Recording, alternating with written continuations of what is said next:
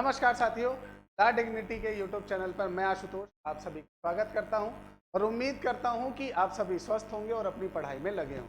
दोस्तों, सबसे महत्वपूर्ण विषय ये है कि वर्तमान में बीएसटीसी जो है उसकी फर्स्ट लिस्ट जो है वो जारी होगी। बीएसटीसी के अंतर्गत जिन भी विद्यार्थियों को कॉलेज अलॉटमेंट हो गया है उन सभी को डिग्निटी परिवार की तरफ से ढेर सारी बधाइयां, शुभकामनाएं। अब सबसे महत्वपूर्ण प्रश्न है जिनका नहीं हुआ है, अब वो सबसे ज्यादा चिंतित हैं दो चीजों को लेकर। पहला कि कट ऑफ कितनी गई है और दूसरा क्या सेकंड लिस्ट जारी होगी। तो देखो, मैं सबसे पहले क्लियर कर देता हूं वीडियो के प्रारंभ में ही कि सेकंड लिस्ट 101% जारी होगी।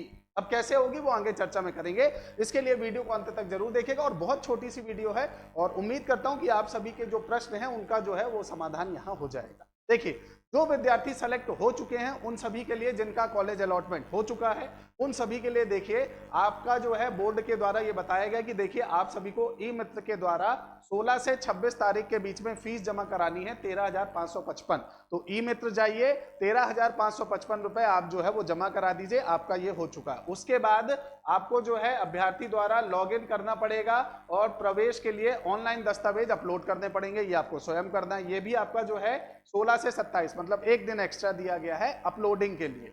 उसके बाद स्वयं आपको उपस्थित होना पड़ेगा, उस संस्थान में रिपोर्टिंग करनी होगी जो भी आवंटित हुआ है, जो अलॉटमेंट हुआ है।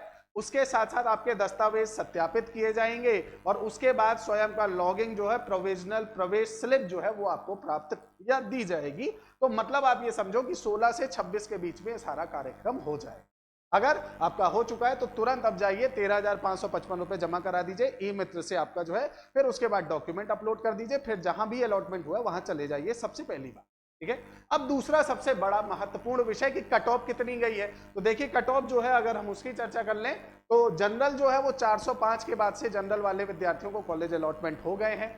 ओबीसी वालों को 402 में कॉलेज अलॉटमेंट हुए हैं। ओबीसी फिजिकली हैंडीकैप वालों को 294 में कॉलेज अलॉटमेंट हुए हैं। एससी वालों को 385 के आसपास कॉलेज अलॉटमेंट हो गए हैं।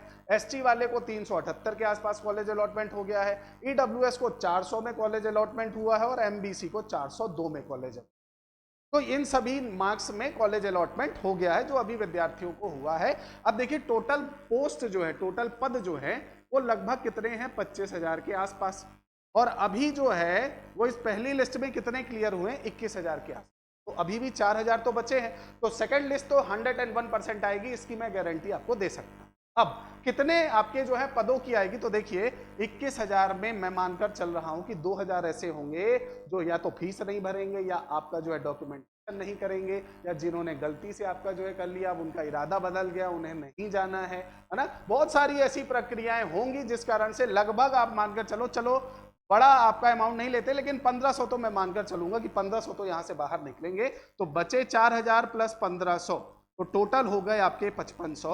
और 5500 के लिए सेकंड लिस्ट छोड़िए, थर्ड और फोर्थ लिस्ट जैसे पिछली बार आई थी इस बार भी आएगी, एकदम निश्चिंत रहिए। हाँ, अब आप कितने में सिक्योर है आप ये मानकर चले भाई। अगर आप यूआर में 405 में है तो अगर आप 395 से 403 के बीच में हैं तो अब आप समझ लीजिए आप सिक्योर है, ठीक है। तो इतना मानकर चलिए कि जो पहली कट ऑफ है उससे आप लगभग 7 से 8 नंबर कम कर दीजिए, उतने में आपकी सेकंड लिस्ट जारी हो जाएगी, है ना। तो सेकंड लिस्ट में आपको जारी होने के लिए इतने मार्क्स आपके पास होने चाहिए, मतलब आकलन किया जाए तो 395 से 403 के बीच में आपका होना चाहिए, आपका सेकंड लिस्ट में हो जाएगा। अगर उसमें भी आप रह जाते हैं तो फिर वो थर्ड लिस्ट जारी होगी, फिर फोर्थ लिस्ट जारी होगी।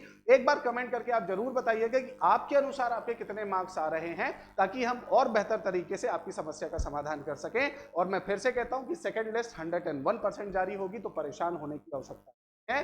कट ऑफ जो है वो आपके सामने प्रस्तुत है।